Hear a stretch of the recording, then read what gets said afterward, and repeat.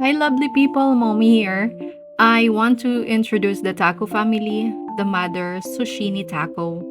She has a gloomy personality but loves being outdoors. She also cares deeply for her family and enjoy domestic activities. The son, Kopi Taco, he does not like children, but he appreciates good flavors. And then the daughter, Loli Taco, who is known for her easygoing and relaxed vibe. So if you guys wonder, Mommy, asa ng father?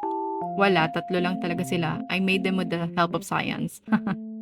And another question is, paano na yung Dawson friendship? Well, sa totoo lang, nagkaroon ng mga updates sa computer ko and naapektuhan talaga yung Sims 3.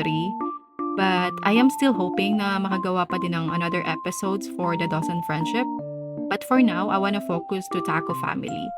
At salamat sa takoyaki na nakain ko noong January 27, 2025 at 1:39 AM. Kasi nang dahil doon, hindi na ako nahirapan mag-isip ng last name nila.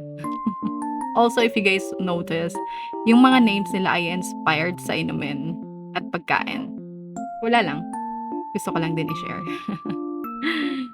Alright.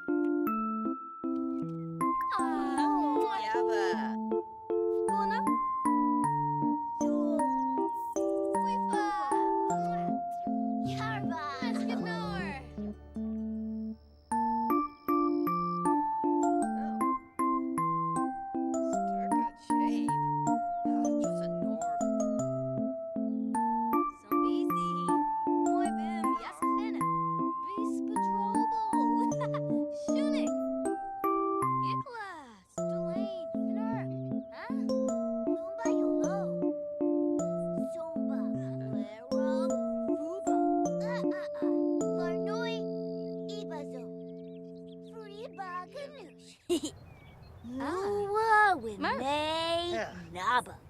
Grandma Udi.